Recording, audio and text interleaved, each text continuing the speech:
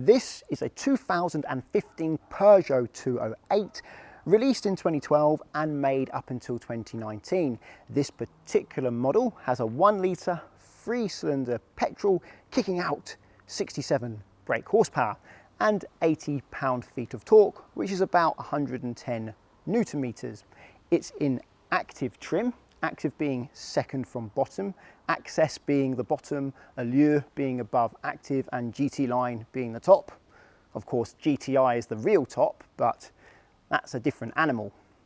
It's worth about £6,000 in 2021 when it's 6 years old with 30,000 miles on the clock. Make your own opinion on the style. You've seen the front, here is the side, and here is the rear. This model weighs just 960 kilos, and across the range, on average, it's 110 kilos less than its predecessor, which is the 207. And if those numbers are completely meaningless to you, any car under 1,000 kilograms is considered very light, which helps with performance and economy. This car does very well compared to its competitors when it comes to weight. The boot is fairly typical for this size of car. It's 265 litres, nothing to shout about, but not really that bad either. And as you would expect with any car these days, you can remove the rear parcel shelf and fold down the rear seats. Like so. You do get a load lip here though, and a noticeable bump behind the seats. The bonnet release is on the left side of the car, near side or passenger side, just there, hidden behind the door when it's closed.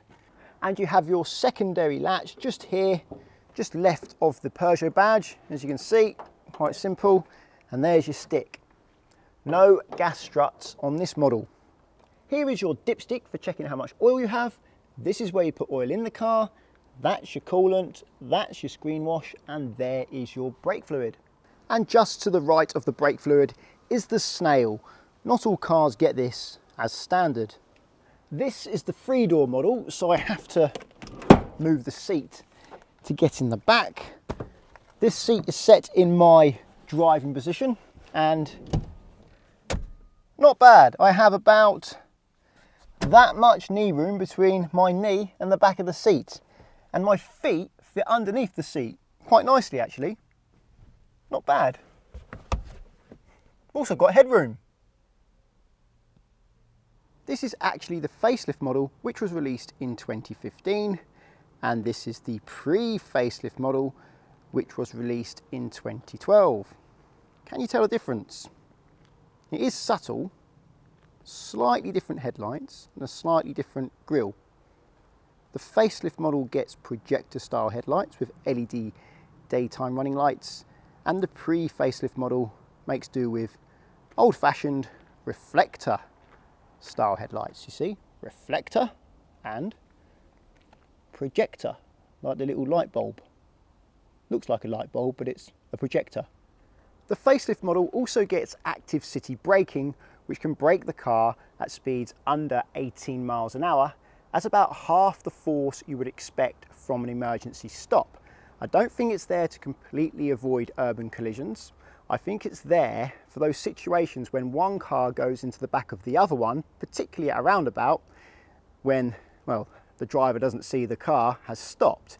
Hopefully this thing will stop that happening or reduce the severity of the impact. The pre-facelift model doesn't have this. Inside you get quite a lot of cheap plastic. You get something a bit softer up here, but everything else is quite hard. And if you ask me, it's a bit of a mess. I mean, what's this bit of plastic doing here? It's like they didn't make the window big enough and they thought, you know, just stick that bit on there. Nothing really lines up or flows. You have this little silver thing here as well, which kind of just looks out of place. A little bit of gloss trim here, and then back to the more spongy stuff there. And we get a little steering wheel. But it's the steering wheel which is a point of controversy in many Peugeots these days. The steering wheel is smaller than in most cars, and they put the dials above the steering wheel. Usually you look at the dials through the steering wheel, but now you're supposed to look at them above it. And it still impedes the view of the dials for many drivers, the steering wheel ends up being in the way, not low enough. For me, I can make the steering wheel low enough that I can see the dials, although it's closer to my legs than I would like. The trouble with having a smaller steering wheel as well is it makes the car feel more twitchy. You could argue that it makes the car feel more sporty, but in my opinion, it just feels like you turn a little bit and the car turns more than you want it to, because it's got a smaller circumference. Therefore, you have to move your arms less distance to do the same amount of steering. This car has 1, 2, 3, 4 cup holders and fairly decent sized door bins, although they're quite short, but they are quite wide. Has a little bit more storage here in front of the cup holder and this storage place here, which is completely pointless because if you accelerate, anything in there is going to fly out. You have some more storage down here for coins if you want them to rattle around, and the glove box on right-hand drive cars is a complete joke because they don't move the fuse box over, so you're left with that. What are you going to do with that? The standard level of equipment in this car is quite surprising. This is the active trim level.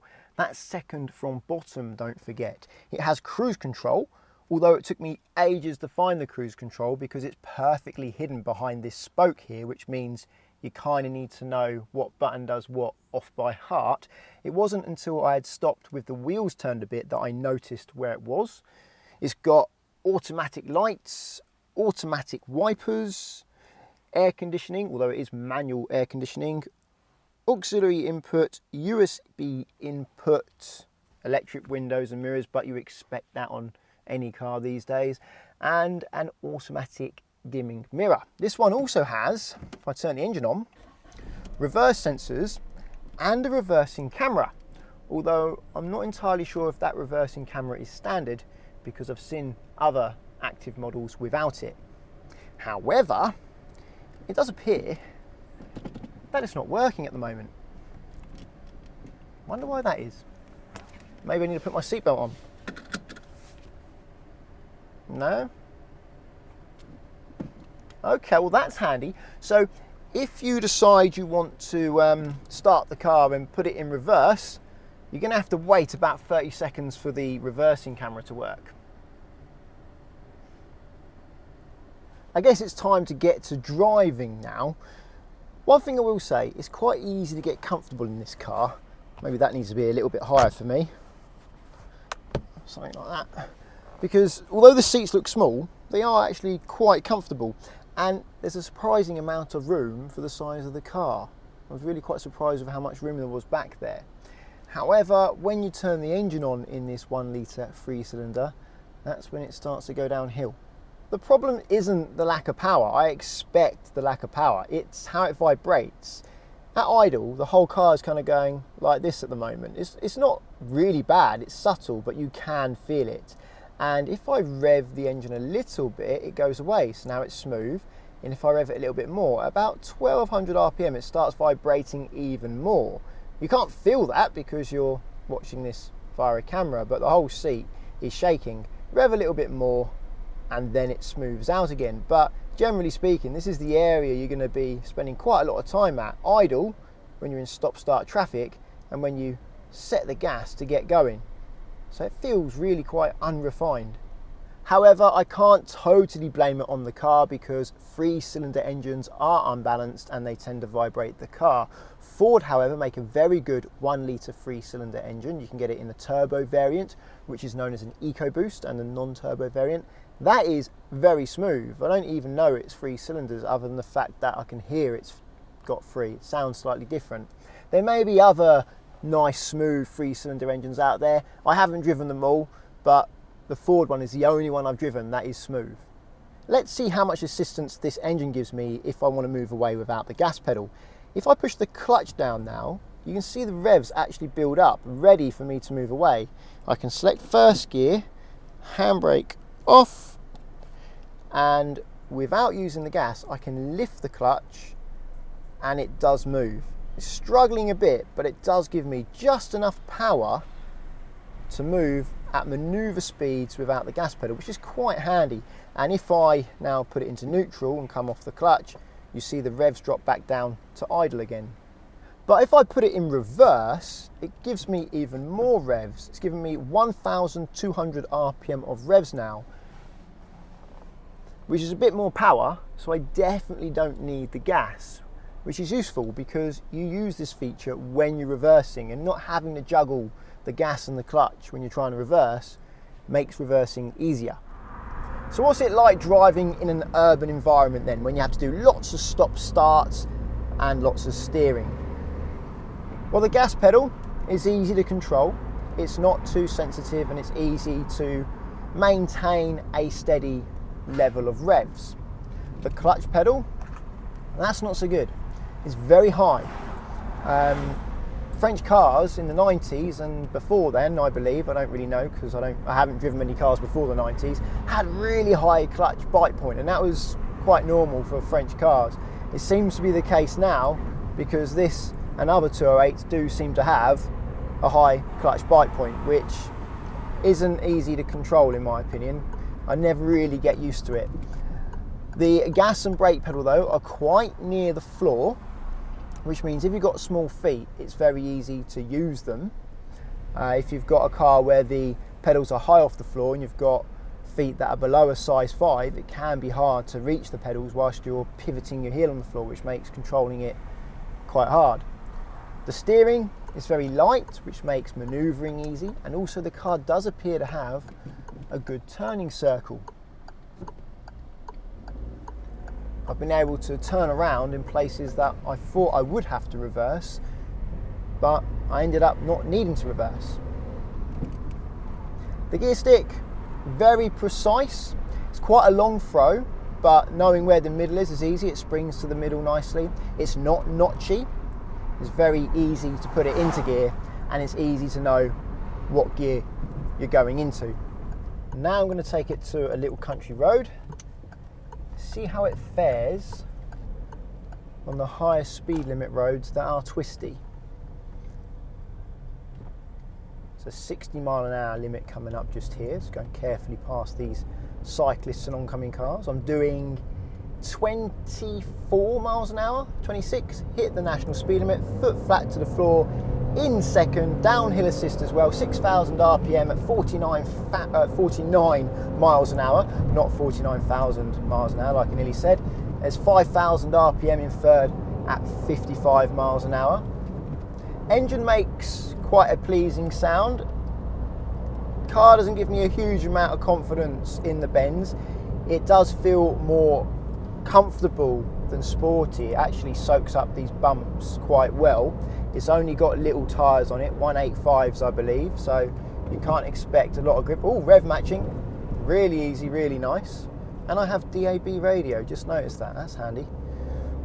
Also has some sort of mirror linking in here. Sorry to change the subject, but I just noticed that. Can't figure out how to use the mirror link. I think my phone just doesn't support it. Performance is exactly as I would expect. Quite a pleasing note from the engine. Can't really complain. Apparently you're supposed to get around about 65 miles to the gallon out of this car with this engine, but no, I don't think so. High 40s is probably more realistic. If you're really careful, you might get in the 50s. I just had to go up a relatively steep hill at 40 miles an hour in 5th gear, and it wasn't having it. I then went down to 4th gear and it was still struggling. 3rd gear got me up the hill, no problem. So you're going to have to make use of the gears, but it's not a bad gearbox, so it's not a bad thing. On a hill here, let's see if it has hill hold assist. So in 1st gear, come off the brake and it does roll back. So you have to be quick or use the handbrake start method. Handbrake in this car is actually very easy to use. It's nice and light, and the brake pedal isn't bad. It's not the best, but it's not the worst. I'll give it perfectly average. Not too much dead zone at the top. When it bites, it doesn't bite too harshly, although it is still a little bit numb and light in my opinion. This car is very easy to manoeuvre. I'm going to park in this parking space here, and because the car has quite big mirrors for its size, you can really see where the lines are. It makes reversing quite easy. I do prefer it when cars have bigger mirrors. So you can see the line, I can see the side of the car. Very easy. And check that side, see what's going on there. Probably need to get a bit closer to that side. And there we go. Didn't even have to lower the mirrors to help myself see them. Can't see that side anymore, but I've got this one. I'm in. So I'm uphill in traffic now. If I come off the gas pedal in first gear, let's see what happens. Slows me down to 4 miles an hour, and it keeps going. It's not struggling, and it's not stalling. Be interesting to see what it does in second gear. Go up to second gear now, and it's keeping me at 7 miles an hour. Again, not struggling at all. So if you come off the gas pedal, it won't stop, stall or struggle, it will just pull you along. Currently in an area with speed bumps, and I have to say, it's really smoothing them out. It's the best car I've driven on these speed bumps for quite some time. Yeah, very impressive. So I'm going onto a dual carriageway, a motorway-like road with a 70-mile-an-hour limit. Second gear, foot flat to the floor. Here we go, 5,000 RPM, 6,000 RPM. That was 6.5, 53 miles an hour. Third gear, 5,000 RPM, indicating to merge, 64 miles an hour. The indicator's really nice weight to it. Quite a nice sound as well. The ticking sound's not too annoying. Doing 59 miles an hour at 4,000 RPM in fourth gear. Got to merge again. How loud is it in here then? Not too bad. I wouldn't call it loud or quiet. I'd say it's quite typical. It's very comfortable. This car is a very comfortable car. I've probably said it already a couple of times in this video, but that is where it shines, is comfort. The steering, it does feel a little bit too light for me at this speed, and it is a bit small. I've got nowhere to rest my left arm. I've got cruise control, so engage that. It's not too bad. Now I know how it works. Have to remember where they are. It's 3,000 RPM at 60 miles an hour. Let's see if I can get to 70. Just dialing up the cruise control, 70 miles an hour. It's 3,500 RPM at 68. 69. 70 miles an hour now. About 3,600 RPM. And it's quite refined. It's relatively quiet. Wobbles around a little bit. Let's help this car merge here.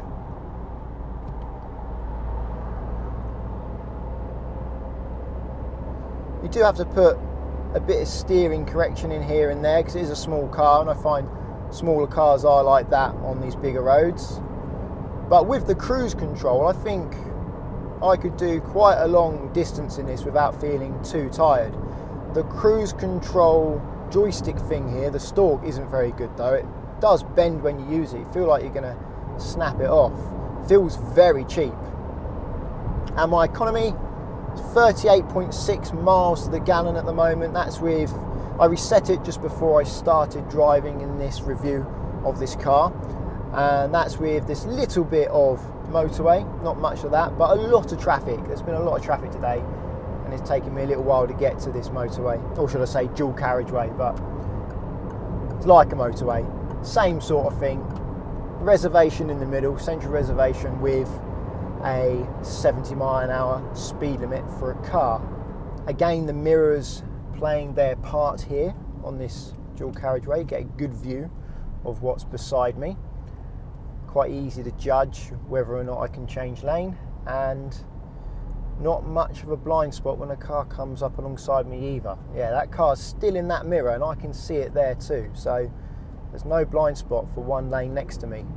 People often say you need a powerful car and an automatic if you're doing lots of miles on these kinds of roads, but I don't really agree, because once you're up to speed, you don't really change your speed that much, and when you do, you change it very slowly, and you end up staying in the same gear most of the time. It's only when you get to a traffic jam that you need to change gear.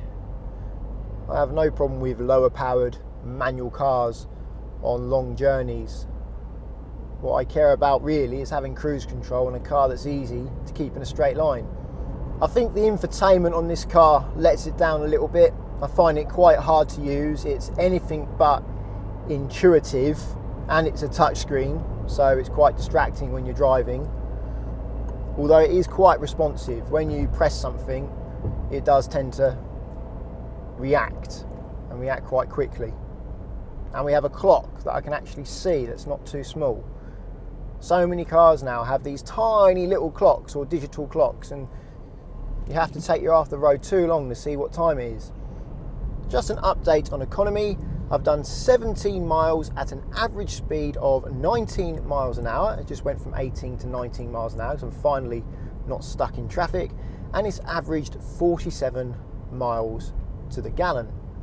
Something to be aware of with this car is rust around this area, and even sometimes spreading to down here. It's to do with this badge here. It is a known fault, so make sure you check that because some were repaired under warranty. I would recommend this car to someone who likes the look of it, can get on with this small steering wheel, and wants value for money, because this car does represent quite good value for money, especially with the level of kit you get. They can't care too much about perceived quality because it does feel quite cheap in here, and comfort has to be more important to them than driving engagement. If you want to go over speed bumps comfortably, this is better than if you want to enjoy a decent country road. Well, if you think this video helps you understand a little bit more about this car, please give it a thumbs up and subscribe to get my future videos. And until the next one, cheerio.